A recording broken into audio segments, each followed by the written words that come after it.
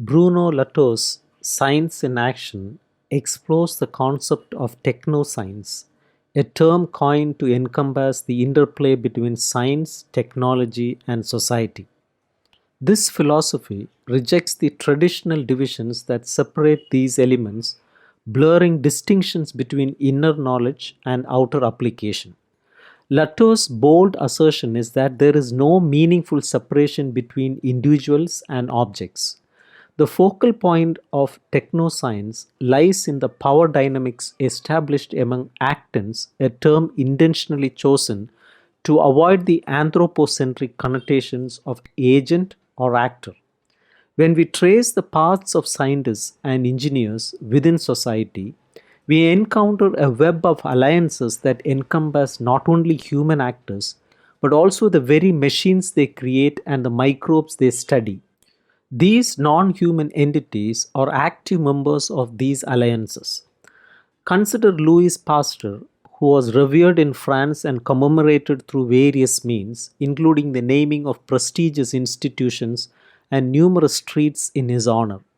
However, any comprehensive sociological analysis acknowledges that Pasteur relied on a multitude of alliances for his research to advance and solidify as established knowledge. He collaborated with medical hygienists, often in opposition to established clinic physicians. He also needed a localized anthrax outbreak to convert a chicken ranch into a laboratory, and he depended on cooperative farmers for permission. These alliances were mutual, as Pasteur's partners required him just as much as he needed them. While traditional sociology of knowledge might emphasize the interests of various agents and argue that Pasteur's discoveries were a social construct, Latour expands the scope of including non human actants. For instance, Pasteur needed microbes that cooperated with his research, a form of cooperation no different in essence from that between Pasteur and the medical hygienist. This perspective is not limited to biological symbiosis, where parasites maintain a delicate balance with their hosts. Latour extends the concept of actants to encompass even inert or purely chemical objects as well as machines. Notably, he illustrates how Diesel's engine and Bell's telephone triumphed not solely due to their inherent qualities, but also because of the networks of wires and repeaters that supported them. Latour's message is fundamentally political, asserting that the model of technoscience mirrors that of politics, provided we acknowledge that the actants forming these networks can be diverse entities beyond human beings. The book is divided into two parts. The first offers a detailed and unconventional account of Pasteur's work, complete with overlooked quotations, while the second consists of a series of numbered aphoristic paragraphs outlining the key ideas that underpin his subsequent work.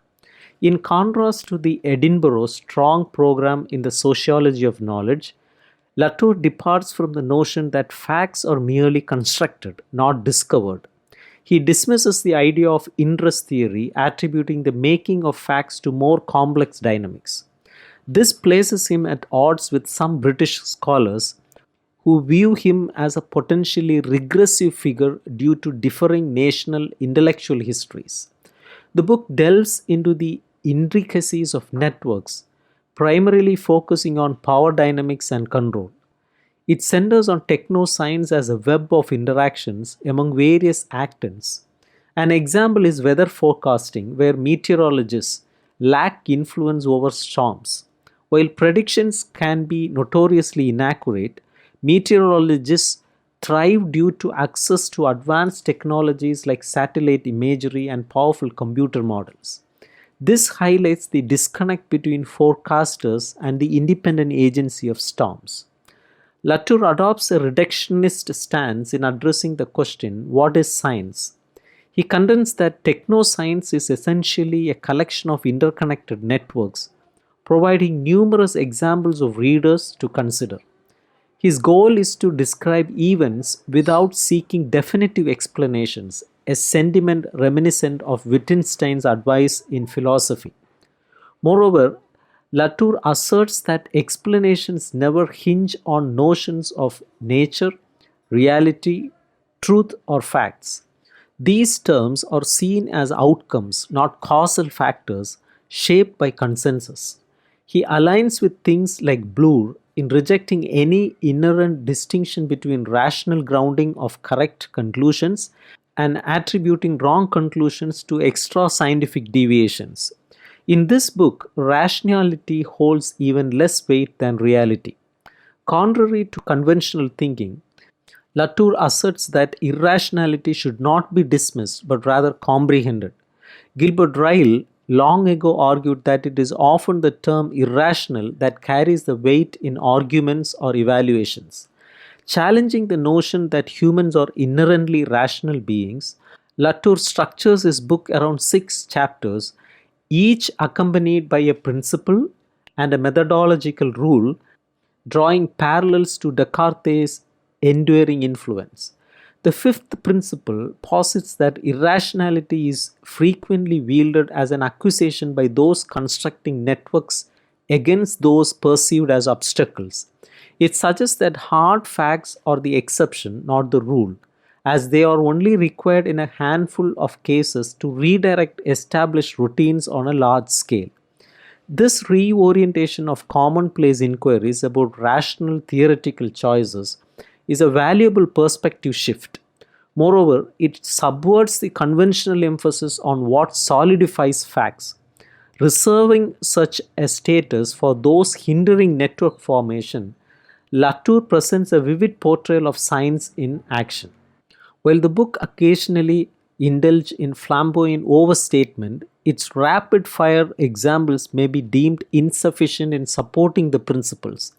Some statements, particularly the first principle, may appear contentious to logicians.